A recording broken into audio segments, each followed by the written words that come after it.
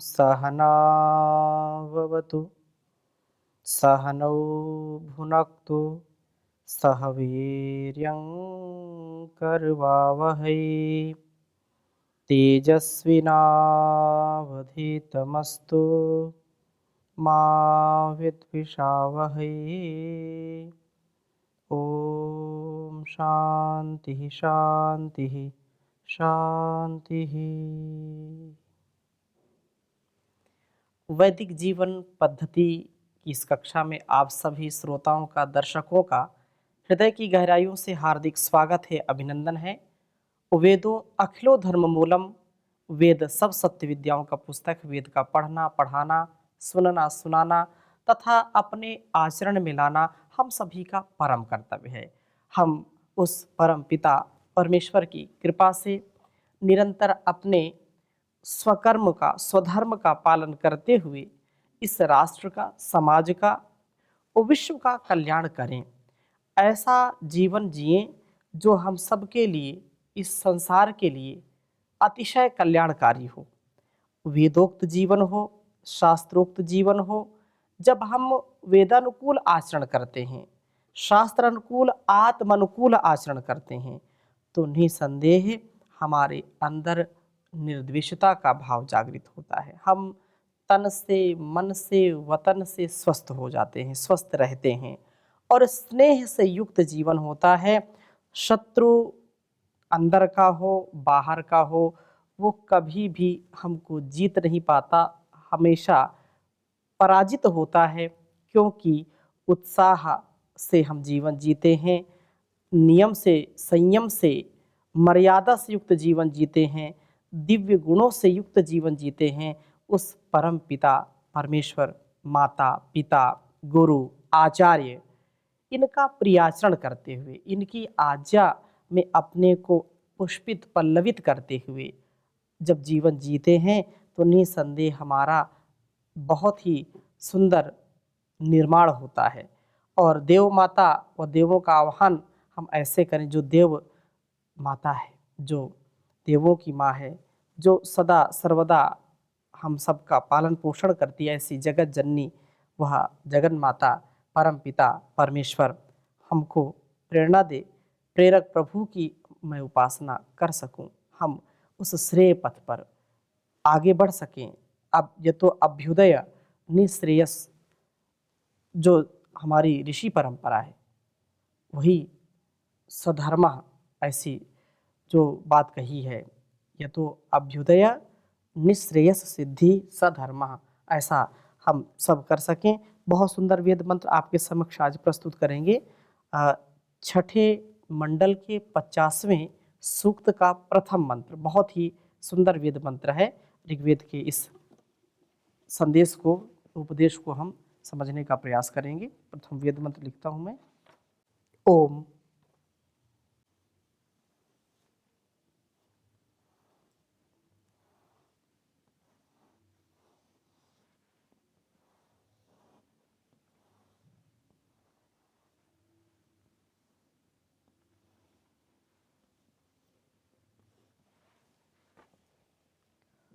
हुवे वो देवीम अदितिम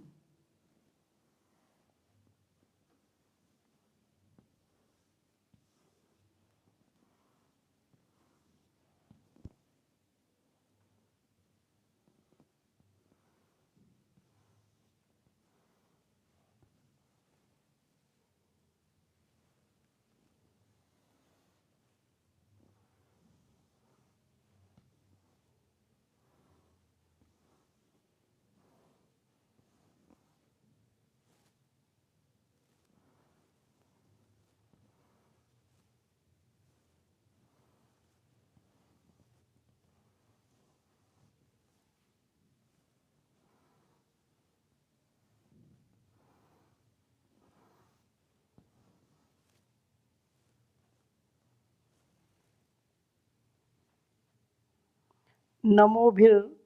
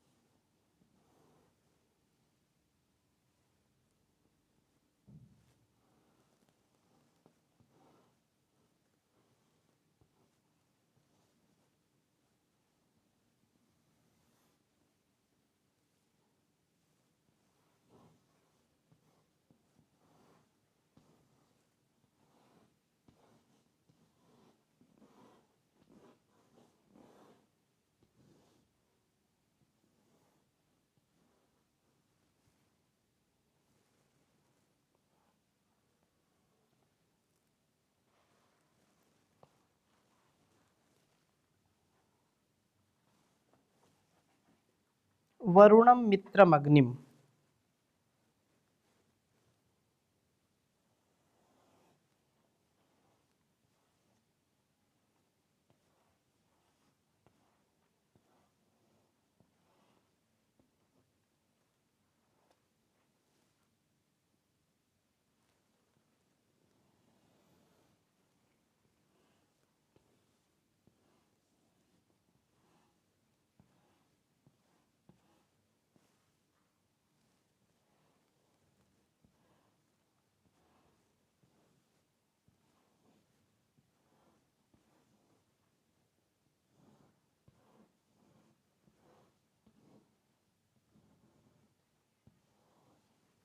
अभिक्षदामर्यमणम्।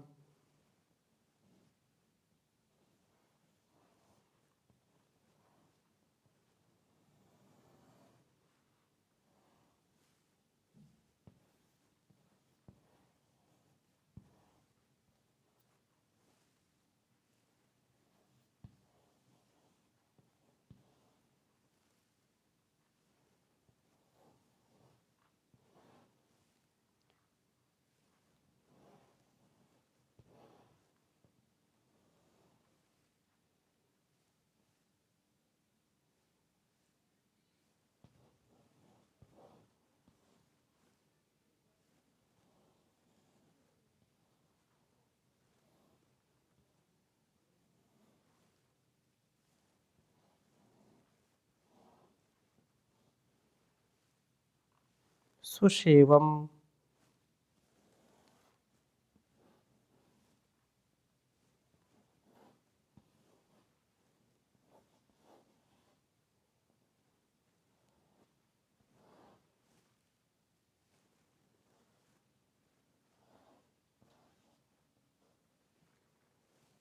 त्रात्रीन।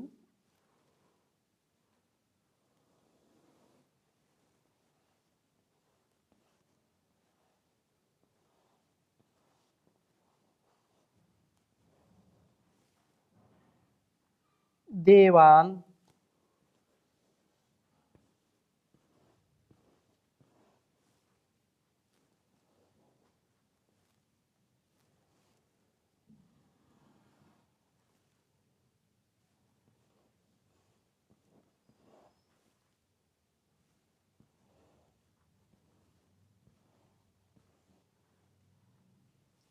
सवितारम भगम।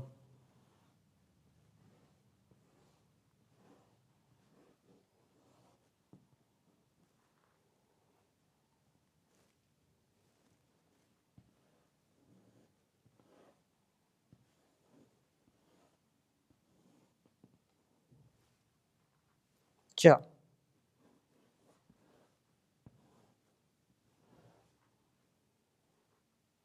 सवितारम भगम च।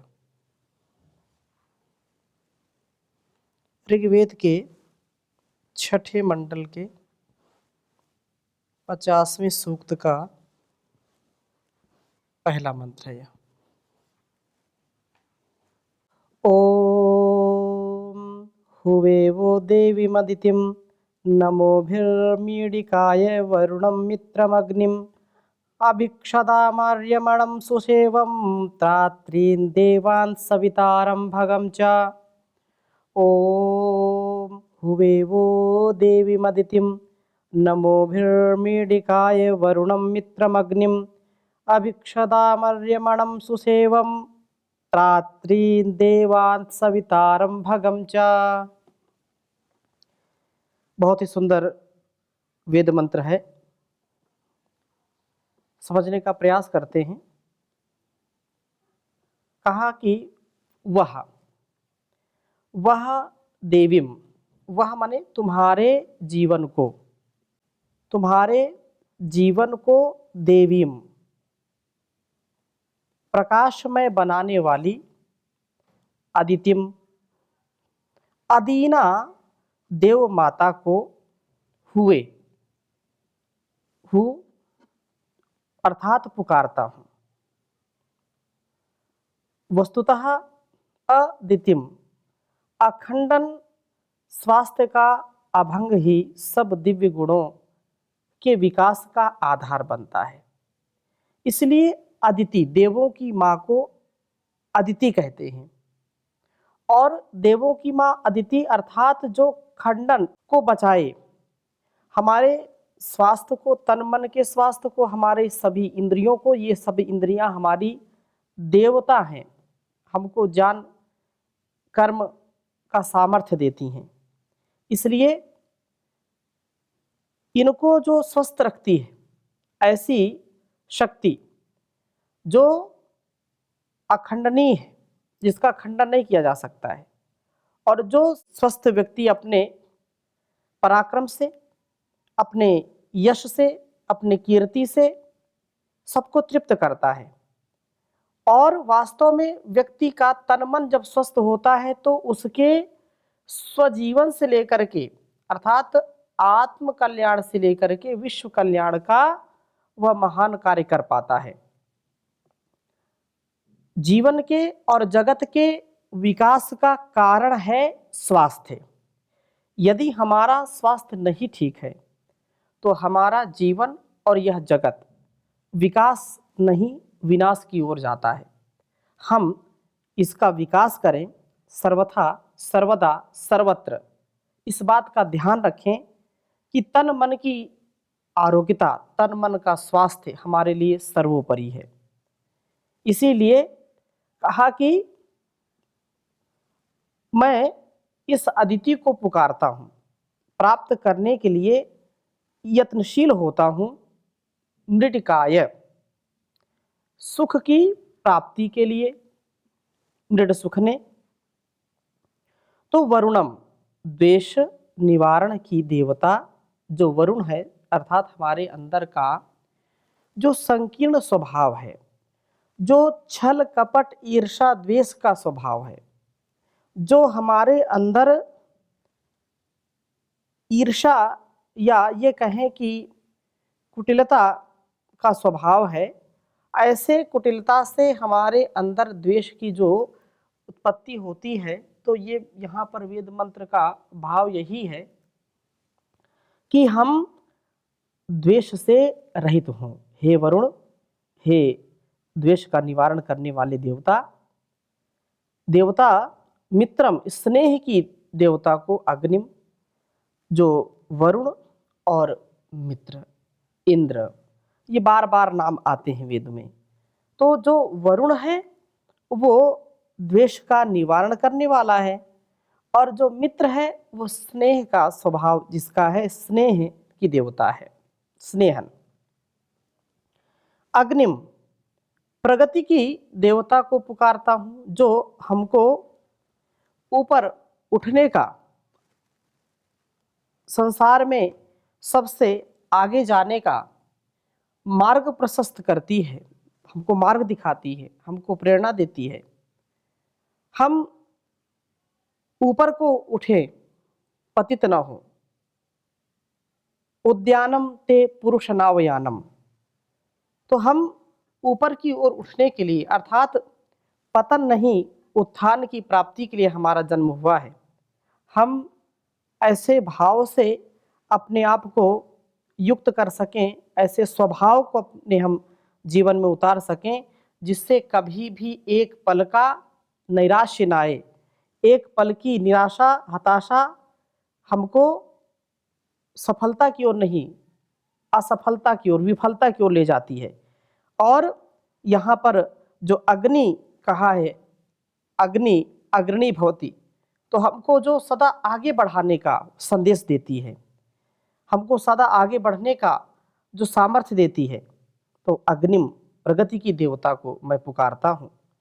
निर्देश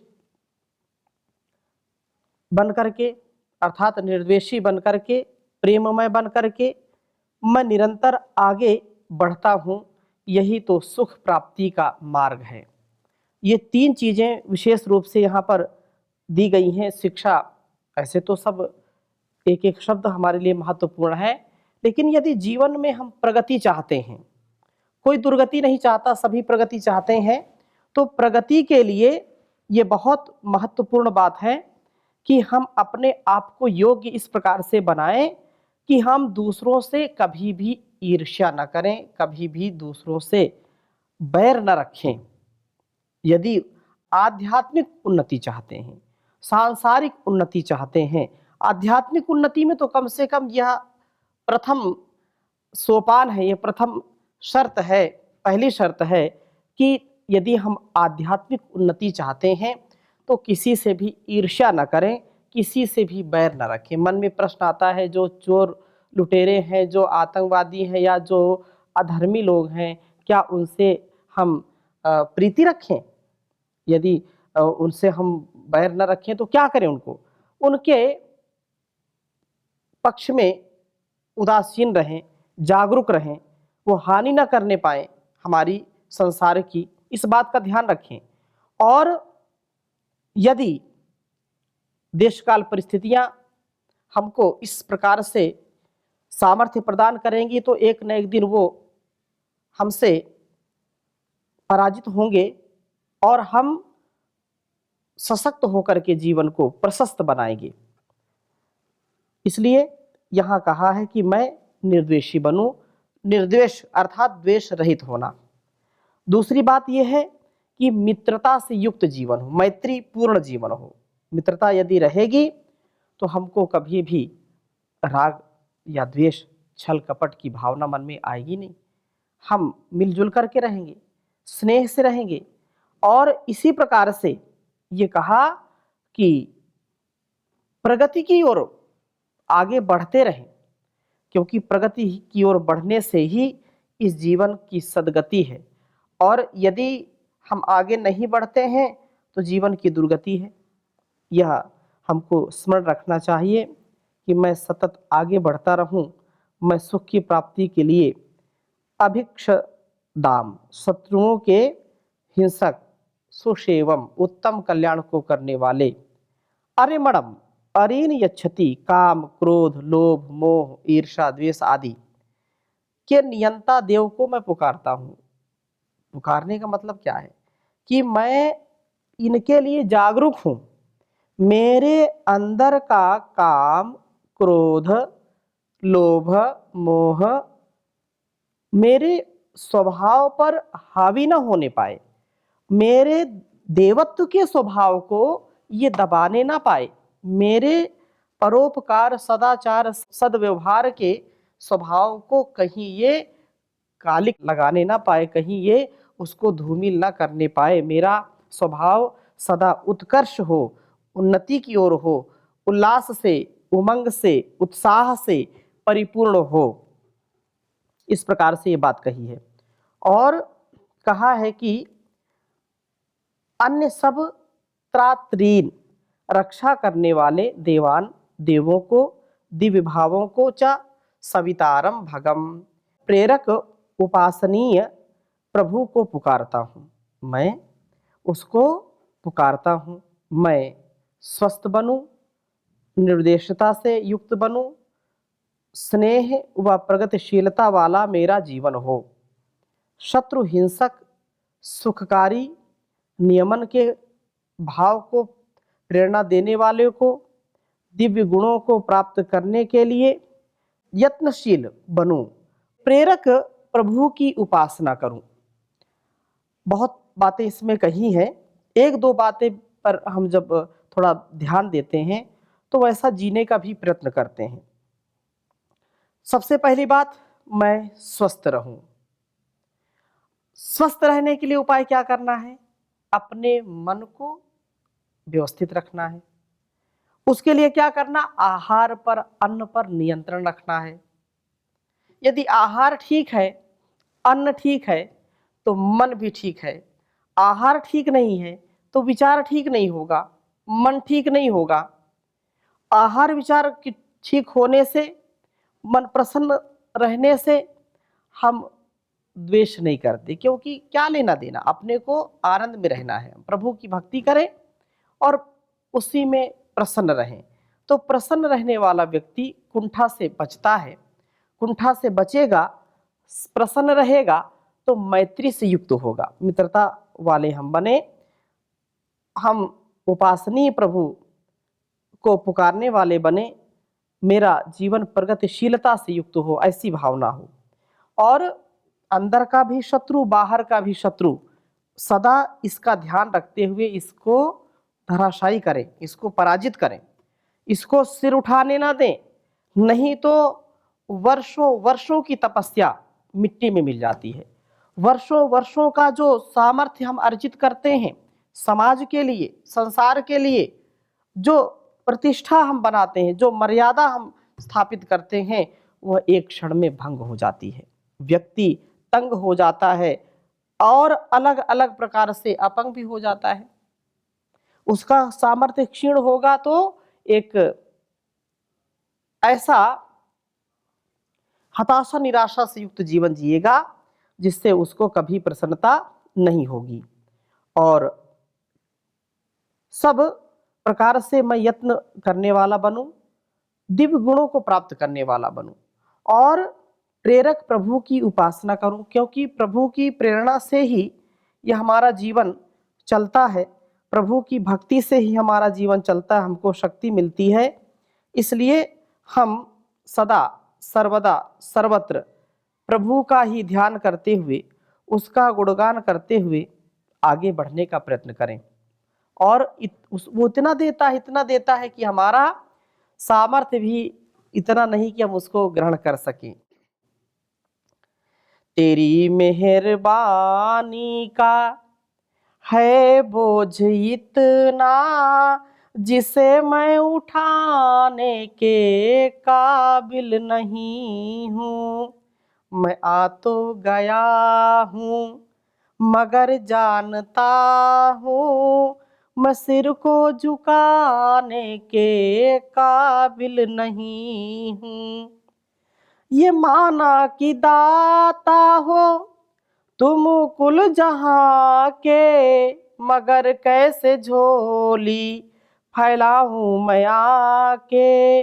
जो पहले दिया है वो कुछ गम नहीं है, जो पहले दिया है वो कुछ कम नहीं है।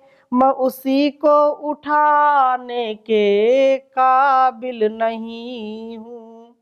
तेरी मेहरबानी का है बोझ इतना, जिसे मैं उठाने के काबिल नहीं हूँ। तुम्ही ने अदा की मुझे जिंदगानी, तेरी महिमा फिर भी मैंने न जानी।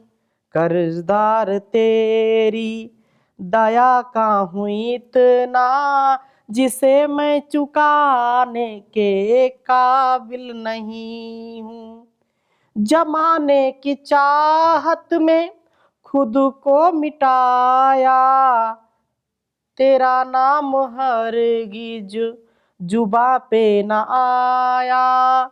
गुनहगार हूँ मैं, सजावार हूँ मैं, तुम्हें मुँह दिखाने के काबिल नहीं हूँ। तेरी मेहरबानी का है बोझ इतना, जिसे मैं उठाने के काबिल नहीं हूँ, जिसे मैं उठाने के काबिल नहीं हूँ। ओम शांति शांति शांति।